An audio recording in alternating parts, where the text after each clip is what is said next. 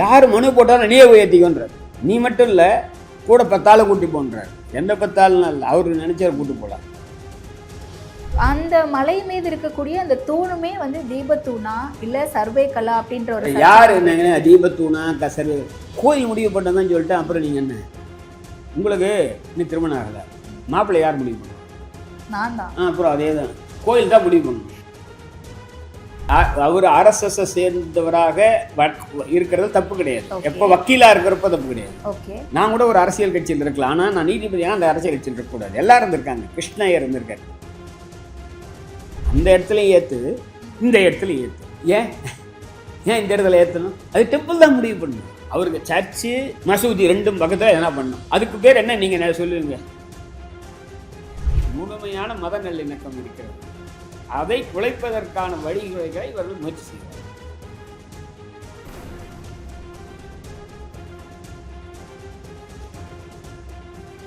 ஆயுர்வேதம் ஒரு பொக்கிஷம், நம் ஆயுள் நீட்டக்கும் அற்புதம்.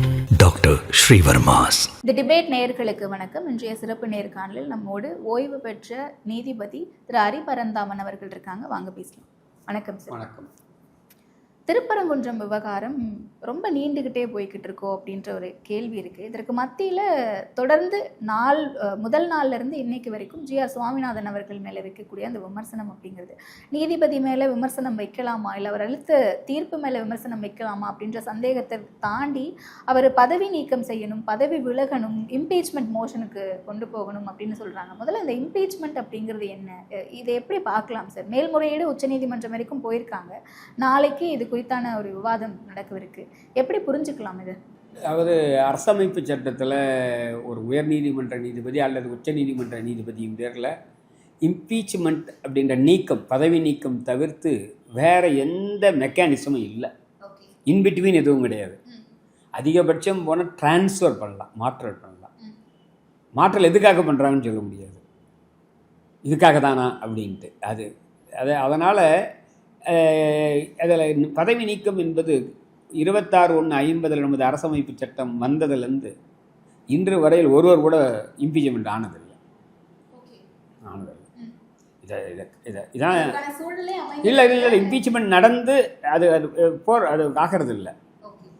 இம்பீச்மெண்ட் மோஷன் இந்த மாதிரி மூவ் ஆகிருக்கு. இப்போவே 3 மோஷன் பெண்டிங்காக இருக்குது. வரலாறு காணாத அளவில் இதுவரையில் இம்பீச்மெண்ட் மோஷன் அப்படி போன உடனே அட்மிட் பண்ணால் அடுத்த விவாதத்துக்கு அப்புறம் இந்த ஸ்பீக்கர் ஜட்ஜஸ் என்கொயரி ஆக்டின் கீழே ஒரு 3 பேர் கொண்ட கமிட்டியை, retired supreme court judge, high court judges, அந்த மாதிரி அவங்க அந்த என்கொயரி ஆக்டின் கீழே போட்டு அவங்ககிட்ட ரிப்போர்ட் வாங்கி அதன் அடிப்படையில் அந்த ரிப்போர்ட்டில் இந்த குற்றச்சாட்டுகள் சுமத்தப்பட்டு அது நிறுவனம் ஆனால் அதுவும் பேரில் பாராளுமன்றம் விவாதம் நடத்தி 2 அவையிலையும் 2/3 இருந்தால் தான் இம்பீச் ஆகும். இந்த ப்ராசஸ் எங்கேயுமே போகலை. சில நேரங்களில் ஒரு 2-3 பேர் ரிசைன் பண்ணியிருக்காங்க இடையில். ஒரு பெங்காலில் ஒருத்தர் தமிழ்நாட்டிலேருந்து ஜஸ்டிஸ் தினகரன் 2 பேர் பண்ணியிருக்காங்க. ஜஸ்டிஸ் ராமசாமி பேரில் அவர் பேரில் அது மோஷன் டிஃபீட் ஆகிடுது. அதுக்கு அதனால் இது வரைக்கும் ப்ராக்டிக்கலாக இல்லை. இப்போ 3 பேர் பேரில் இருக்குது. ஒன்று டெல்லி அந்த வீட்டில் கோடிக்கணக்கான ரூபாய் வீட்டில் எரிஞ்சுது பணம், கரன்சி, வர்மா, யஷ்வந்த் வர்மான்னு நினைக்கிறேன். அப்புறம் சேகர் குமார் யாதவ் அலகாபாத் ஹைகோர்ட்டில் ஒரு கூட்டம் பேசுகிற VHPயோட கூட்டம் பேசுகிறப்போ அவர் அவதூறாக பேசினார். ரொம்ப ஹேட் ஸ்பீச் அப்படின்றதுக்காக அவர் பேரில் ஒன்று இருக்குது. ஹேட் ஸ்பீச் முஸ்லீம் பிள்ளைகள்லாம் புச்சரோட பிள்ளைகள் மாதிரி தான் இருப்பாங்க அப்படின்னு அந்த மாதிரி ஏதோ சொல்லியிருந்தாங்க நினைக்கிறேன். இதான் அவர் நிறைய சொல்லியிருந்தார். அதில் ஒரு இடத்து இவன் 3 இந்த 3 இம்பீச்மெண்ட் மோஷன் ஒரு ஆண்டுக்குள்ளன்றது 75 ஆண்டு வரலாற்றில் கிடையாது. இதான் இதில் எந்த இம்பீச்மெண்ட் சக்ஸஸ் ஆகும் தெரியாது. அந்த வர்மாவது ஒரு கட்டம் தாண்டிடுது. அது சீஃப் ஜஸ்டிஸ் ஆஃப் இந்தியாவே இதை பரிந்துரைச்சார் வர்மா கேஸை. அவர் முதல் கட்ட விசாரணை நடத்தி அவங்க அதுக்கான இது பண்ணி அதன் அடிப்படையில் பரிந்துரைச்சு அமிச்சார். அதில் அந்த மோஷன் அக்செப்ட் ஆகிடுது. இப்போ இந்த மோஷன் அக்செப்ட் ஆகுமான்னு தெரியாது. அக்செப்ட் ஆனால் தான் அடுத்த ப்ராசஸ். ஸோ இந்த வழக்குல இம்பீச்மெண்ட் மோஷன் வரைக்கும் கொண்டு போகிற தேவை அப்படிங்கிறது எங்க இருந்து தொடங்குதுன்னு நினைக்கிறீங்க? அதாவது இந்த இம்பீச்மெண்ட் மோஷன் தேவைன்றதை வந்து அவங்க பாராளுமன்றத்தில் இருந்த இவங்க நினைக்கிறாங்க. ஓகே, நான் வந்து தொடர்ந்து அவரை வந்து இம்பீச்மெண்ட் பதிலாக மாற்றணுன்றதை நான் சொல்லிட்டு இருக்கேன் வச்சுங்களேன்.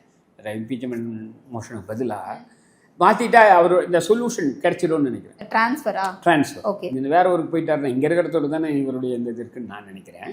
என்னுடைய கருத்து அது ட்ரான்ஸ்ஃபர் வந்து இதுக்கு முன்னாடி இது மாதிரியான சூழலில் நடந்திருக்கு. என்ன கேட்டிங்கன்னா இந்த தமிழ்நாட்டிலேயே நடந்திருக்கு. இதே அரசியல் காரணங்களுக்காக நடந்திருக்கு. அதனால் இதில் வந்து இவர் தொடர்ந்து இந்த வழக்கில் மட்டும் இல்லை, இவர் திருப்பரங்குன்றம் மட்டும் இல்லை, அதே நேரத்தில் 1ஆம் தேதி திருப்பரங்குன்றதுக்கான தீர்ப்பு, ஆமாம் 2ஆம் தேதி திண்டுக்கலுக்கான தீர்ப்பு. ஒரு வில்லேஜ், ஒரு கிராமம், அங்கே கிறிஸ்தவர்கள் மெஜாரிட்டி, அங்கே வந்து கார்த்திகை தீபம் ஏற்றணுன்ற அதே பிரச்சனை, கோயிலே கிடையாது, யாரோ ஒருத்தர் போடுறாரு, அதில் அவர் போட்ட உத்தரவு. அதில் வந்து கலெக்டருக்கு வந்து எதிர்கட்சியே கிடையாது, அவரை வந்து அமுல்படுத்த சொல்லி உத்தரவு. அவர் கட்சி இல்லாதப்போ அவருக்கு எப்படி தெரியும்? அது 3 வந்து கன்னியாகுமரியில் மயிலாடும்பாறையில் அங்கே வந்து தீபம் ஏற்றுறதில்ல, இது 26/11 அதை ஆர்டர் போடுறாரு. இது 1/12, இது 2/12, திருப்பரங்குன்றம் 1/12,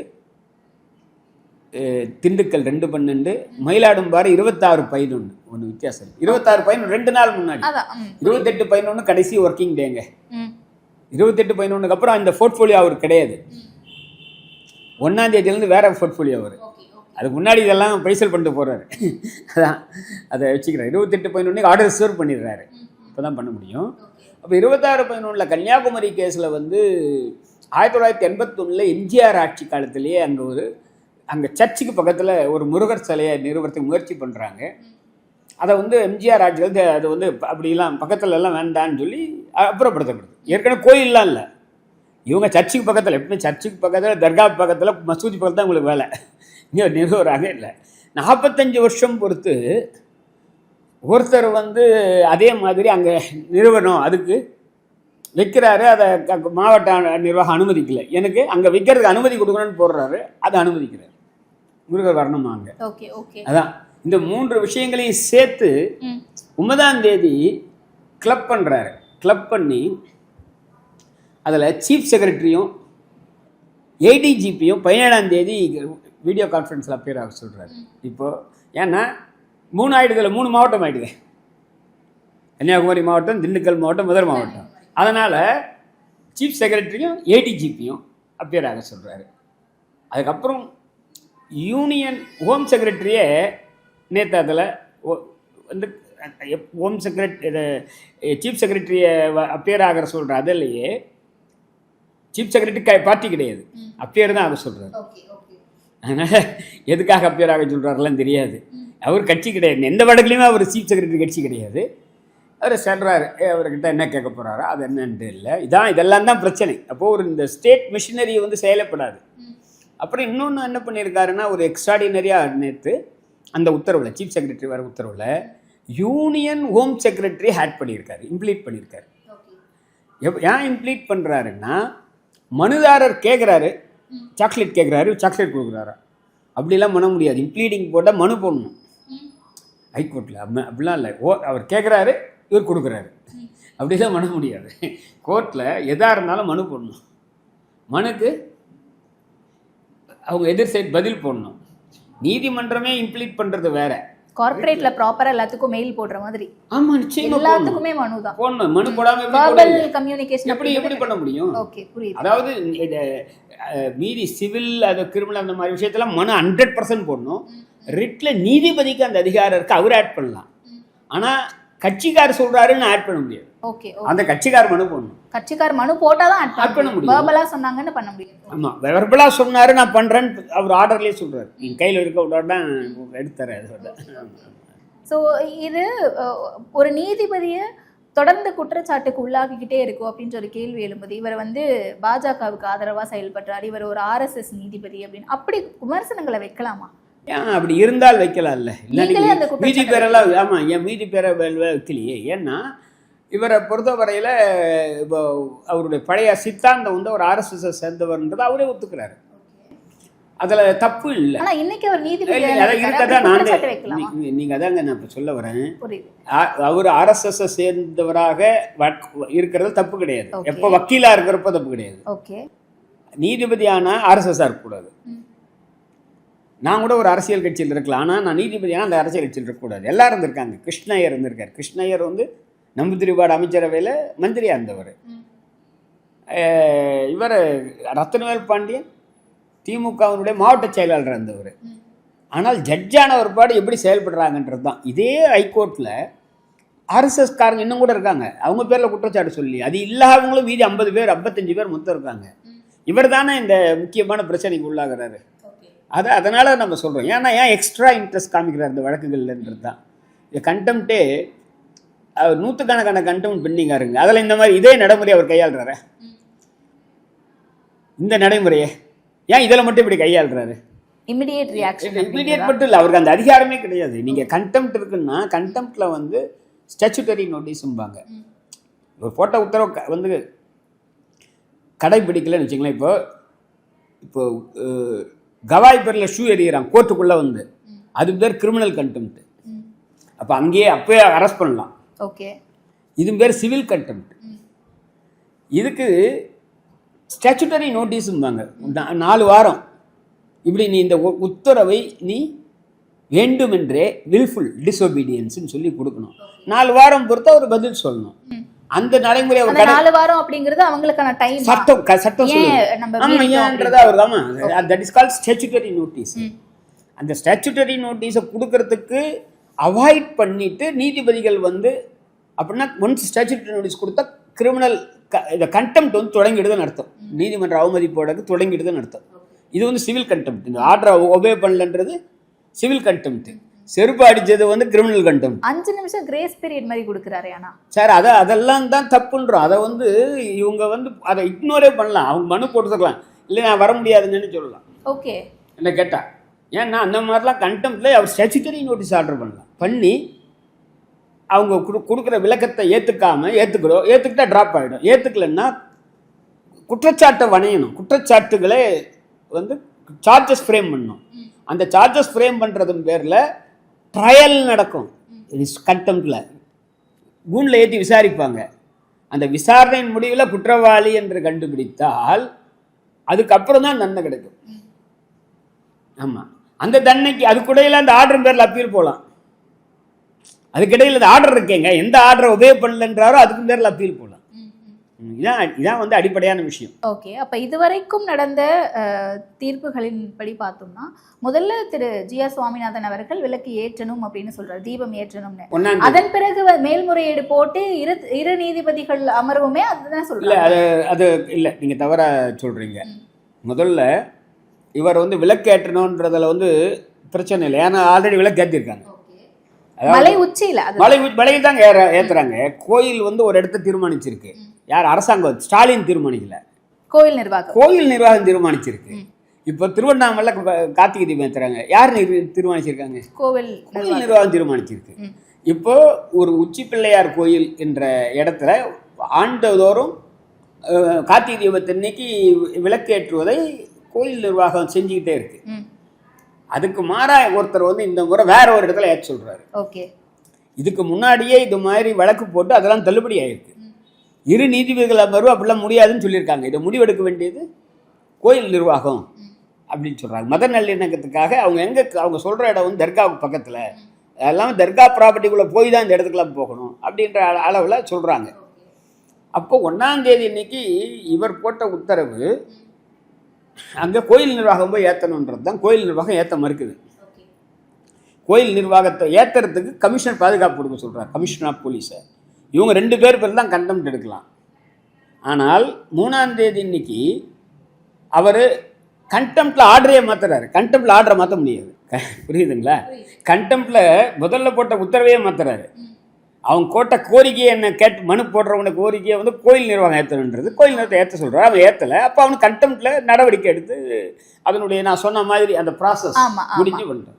அதை விட்டுட்டு அவர் என்ன பண்ணுறாரு, 3ஆம் தேதி இன்னைக்கு யார் மனு போட்டாலும் நீயே ஏற்றிக்கோன்றார். நீ மட்டும் இல்லை, கூட 10 ஆளை கூட்டி போன்றார். எந்த 10 ஆளுலாம் இல்லை, அவர் நினைச்சார் கூட்டி போகலாம்.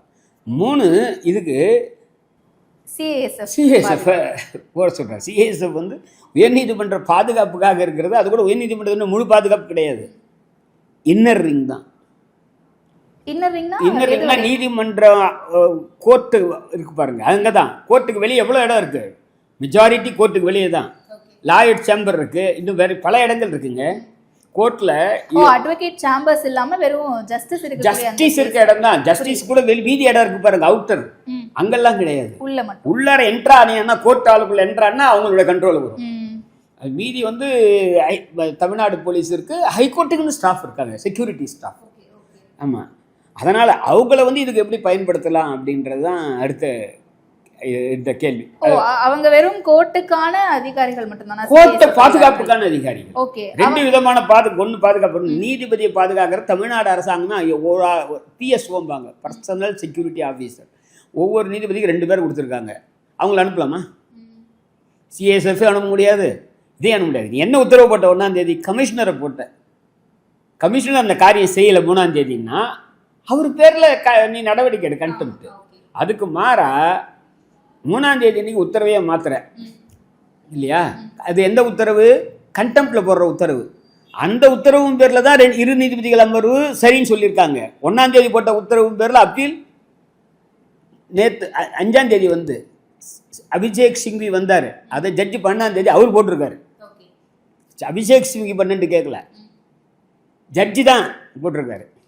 ஏன்னா இன்னும் நிறைய பேர் அப்பீல் போடுறாங்க, எல்லாத்தையும் சேர்த்து விசாரிக்கிறேன், அதனால் நீங்கள் 12 வாங்கன்னு இருக்காரு. விளங்குதுங்களா? புரியுது.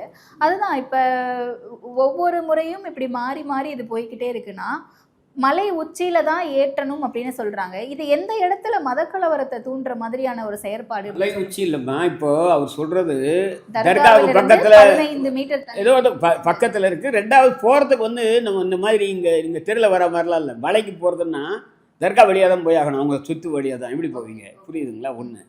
2, இதை எந்த இடத்துல ஏற்றணுன்றதை முடிவு பண்ணுறது ஸ்டாலினும் கிடையாது, கலெக்டரும் கிடையாது, கமிஷனரும் கிடையாது, கோர்ட்டும் கிடையாது, கோயில் தான். கோயில் நிர்வாகம் சட்டமும் அதான் சொல்லுது. ஹெச்ஆர்என்சி ஆக்ட் இருக்குல்ல, அதுவும் அதான் சொல்லுது. உயர்நீதிமன்ற உச்ச நீதிமன்ற தீர்ப்புகளை தான் சொல்லுது. முன்னாடி 2 நீதிபதிகள் தீர்ப்பு இருக்குது, டிவிஷன் பெஞ்சு. உச்ச நீதிமன்றமும் அதான் சொல்லுது. இதில் இப்போ அதை பற்றியெல்லாம் விவாதிக்கிறதுனா இப்போ அதுக்கான இல்லை. உச்ச நீதிமன்றமும் சொல்லுது. ஏன்னா டெம்பிள் தான் முடிவு பண்ணணும் எந்த இடத்துல ஏற்றணும்ன்ட்டு. அது டெம்பிள் ஏற்றிருக்காங்களே, காலாகாலமாக ஏற்றிட்டு இருக்காங்க. இந்த வருஷம் ஏற்றினாங்க, போன வருஷம் ஏற்றினாங்க, அது குறைஞ்சபட்சம் 100 ஆண்டுக்கு மேலே ஏற்றிட்டு இருக்காங்க. அப்புறம் என்ன அவர் என்ன சொல்கிறாரு? அந்த இடத்துலையும் ஏற்று, இந்த இடத்துலையும் ஏற்று. ஏன் இந்த இடத்துல ஏற்றணும்? அது டெம்பிள் தான் முடிவு பண்ணணும், நான் சொல்ல. டெம்பிள் சொல்றது நான் மாட்டேன்னுது. அதில் என்ன தப்புன்றது தான் கேள்வி. அது எது தப்புன்றதை முடிவு பண்ணிட்டோம். ஏங்க எல்லாமே அதான். நீங்கள் திண்டுக்கல் கூட அதே வழக்கு தான். திண்டுக்கல்ல ஒரு அவங்க அங்கே இருக்கக்கூடிய கிறிஸ்தவ மதத்துக்கு அங்கே இருக்கக்கூடிய பிரச்சனை கோயிலே கிடையாது. அது அவரே சொல்கிறாரு, நோ ஃபார்மல் ஸ்ட்ரக்சர் அப்படின்னா அங்கே ஒரு சிலையெல்லாம் கூட கிடையாது, கோயில் அமைப்பு கூட இல்லை, சிலையே கிடையாது. அது கவர்மெண்ட் இடம், அது புஷ்ஷஸ் இருக்குது, அதை சுற்றி கவர்மெண்ட் பேரிகார்ட் போட்டிருக்கு. அந்த இடத்துல ஒரு டிஸ்பியூட்டட் சைட் யாரும் போகக்கூடாதுன்னு உத்தரவு இருக்குது. அந்த உத்தரவை ரத்து பண்ணல. ஆனால் இவர் அந்த இடத்துல ஒருத்த ஏற்றணும்னு போடுறான். கிராம மக்கள் கிடையாது, எப்படி அவன் இண்டிவிஜுவலாக ஒரு ஆள் போடுறான், அது போடுன்றாரு. அதுலேயும் கலெக்டர் வந்து எதிர்கட்சி கிடையாது, கலெக்டரை வந்து வர சொல்கிறார் 3ஆம் தேதி இன்னைக்கு. அந்த கண்டெம்ட் இருக்குது. அதான் சொன்ன ஏற்கனவே கன்னியாகுமரியில் வந்து 45 வருஷத்துக்கு முன்னாடி முருகர் இவன் முயற்சி பண்ணி சர்ச்சுக்கு பக்கத்தில் வச்சதை அவருக்கு சர்ச்சு மசூதி 2 பக்கத்தில் எதனா பண்ணோம். அதுக்கு பேர் என்ன நீங்கள் சொல்லுவீங்க? எங்க இவ்வளோ ஒரு மதத்தினருக்கு சப்போர்ட் பண்ணுங்க. அதாவது ஏன் இதை வந்து இப்போ ஏற்கனவே இங்கே இப்போ ஏற்றுறாங்க. திருப்பரங்குன்றத்தில் பிரச்சனை இல்லை, திண்டுக்கல்ல ஏற்றவே இல்லை. யாரோ ஒரு ஆள் வராரு, வில்லேஜர்ஸ் வரல, இந்த இந்து கம்யூனிட்டின்னு வரல, இது முன்னாடி ஏற்றணும் கிடையாது, அது கோயில் கிடையாது.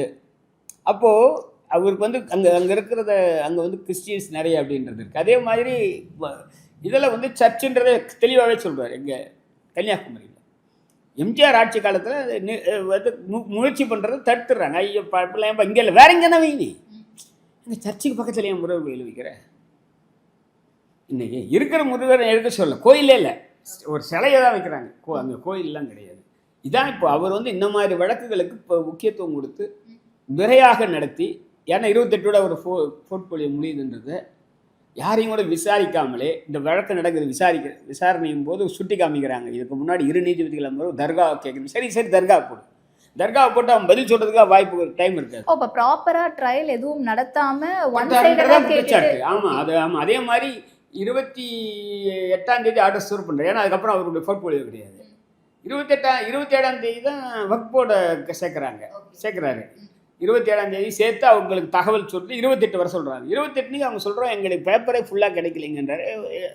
எல்லாம் கிடையாதுன்னு முடிவு. இதுதான் இது அவரை பற்றிய குற்றச்சாட்டு. இதுதான் புரியுதா? ஏன் இந்த வழக்குகளை எங்க நான் கூட நீதிபதியாக இருக்கேன், எனக்கு போர்ட்போலியோ மாறினா அந்த வழக்கை விட்டுட்டு போயிடும், அவ்வளோதானே. அடுத்த ஆள் விசாரிப்பார்.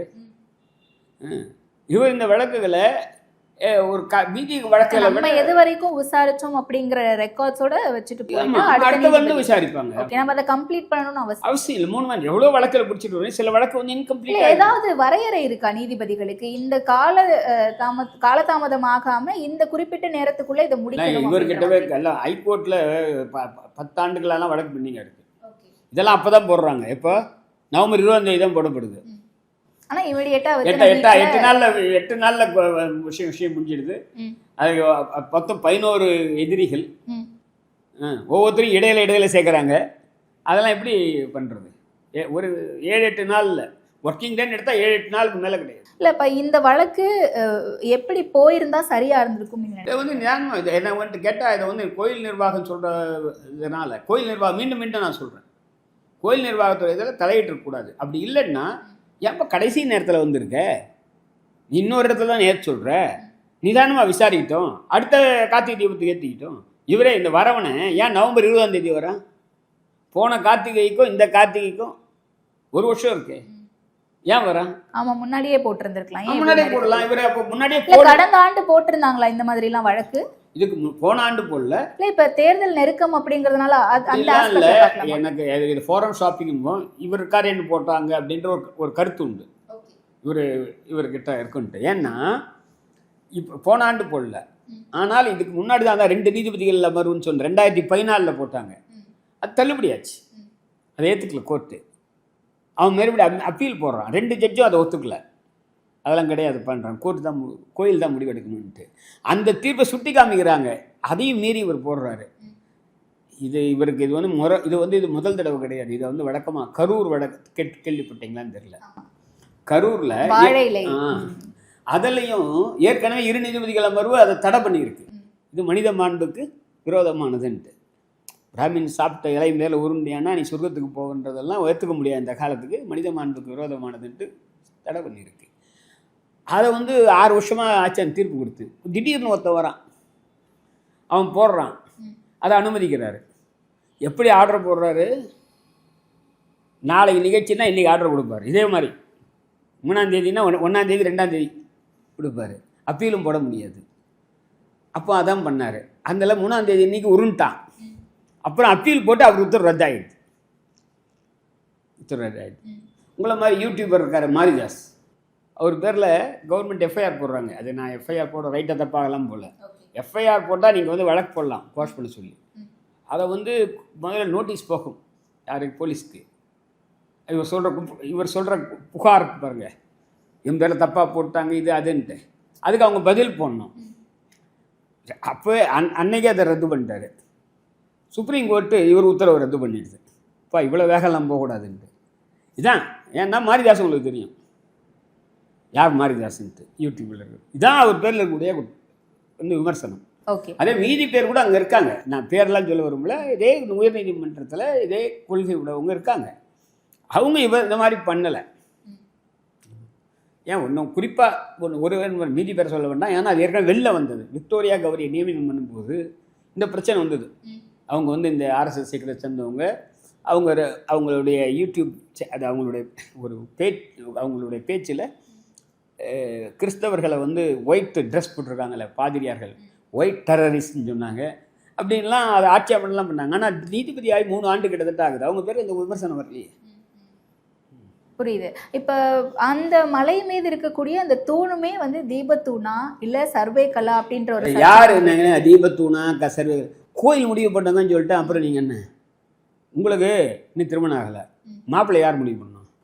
நான் தான். அப்புறம் அதே தான் கோயில் தான் முடிவு பண்ணணும். இல்ல தொல்லியல் துறை போய் ஆய்வு செய்துட்டு இருக்காங்களே சார். ஏங்க அது என்னன்னா அதுக்கப்புறம் அவங்க என்ன முடிவுக்கு வந்தாலும் அவங்க இப்போ தமிழ்நாடு தொல்லியல் துறை அது தீபத்துணை இல்லை, அது வந்து ஒரு சர்வே கல் அப்படின்ட்டு ஒரு பக்கம் சொல்கிறாங்க. இன்னொரு ஒன்று வந்து ஏற்கனவே உயர்நீதிமன்றமே அதை வந்து இந்த திருப்பரங்குன்றம் மலையில் 3 அது அதில் வந்து முஸ்லீம்களுக்குன்னு ஒரு சின்ன ஏரியா இருக்குங்க. இப்போ திருப்பரங்குன்றம்ன்றது பெரிய மலை, அதில் முஸ்லீம்கள் ஒரு ஸ்மால் ஏரியா 3 இடம் அவங்களுக்குன்றதை ஏற்கனவே உறுதிப்படுத்தப்பட்டிருக்கு. எது தீர்ப்பின் மூலமாக.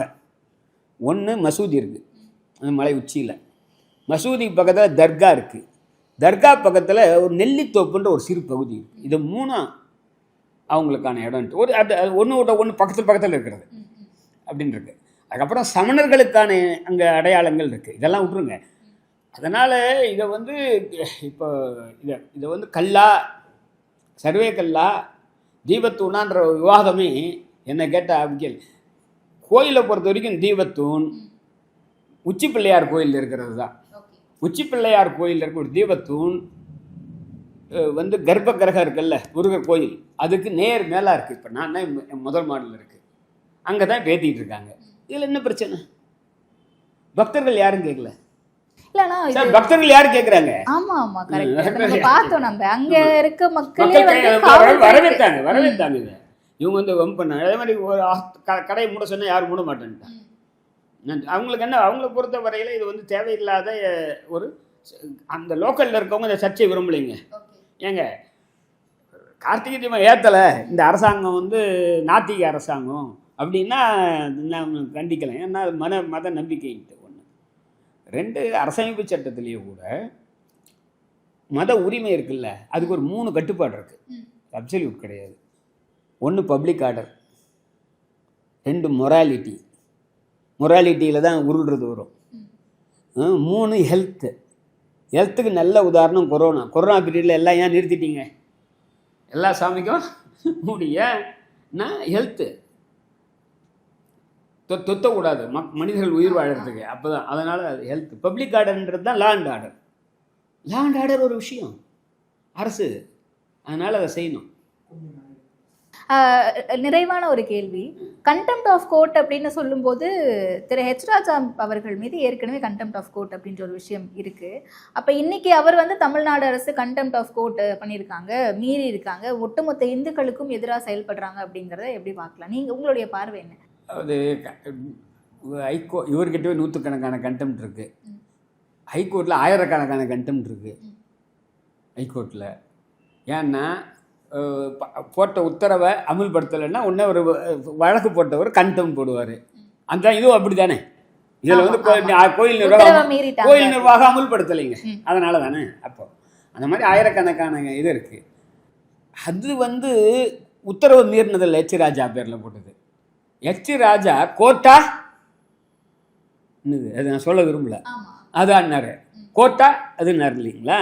அதுக்காக போட்டாங்க. அதுக்கப்புறம் அதை ட்ராப் பண்ணிட்டாங்க. ஏதோ ஒரு சாரி சொன்னால் ஏதோ இன்னும் முடிஞ்சு போச்சு அந்த விஷயம். அதெல்லாம் இதை நீங்கள் தாங்க முடிவு பண்ணணும். இது வந்து கோயில் தான் முடிவெடுக்குது, திமுக அல்ல.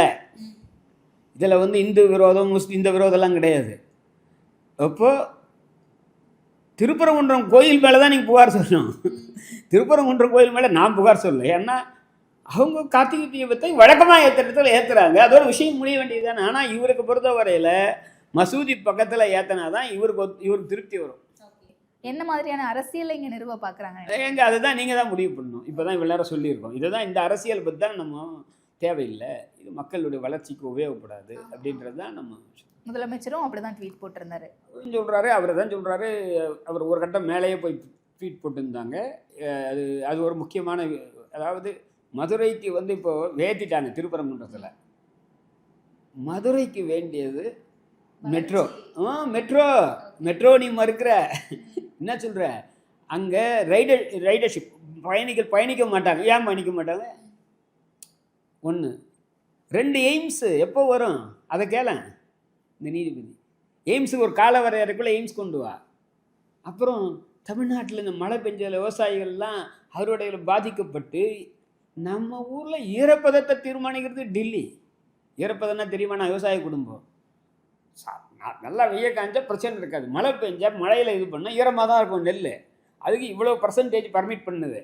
அதுக்கு மேலே அவங்க விவசாயி கேட்குறான், 17% ஈரம் போகாதுங்க, ஒரு 22% வச்சுக்கிங்கன்ட்டு. டெல்லி முடியாதுன்ட்டான். ஏன்னா அவன் தான் அதை தீர்மானம் பண்ணும், எஃப்சிஐயில் கொள்முதல் பண்ணணுன்னு. இதெல்லாம் அதே மாதிரி இப்போ நட்ட பயிர் இந்த கூடுதல் மழை பெஞ்சு அழுகி போய் அதான் மக்களோட பிரச்சனை. இதை விட்டுட்டு எங்கே நீ ஏற்றுறது, எங்கே இல்லாத எங்கே நம்ம இடிக்கிறாங்கன்னா அவர் இடிக்கிற அரசியலை இவங்க யாரும் பண்ணல. தமிழ்நாட்டில் முழுமையான மத நல்லிணக்கம் இருக்கிறது.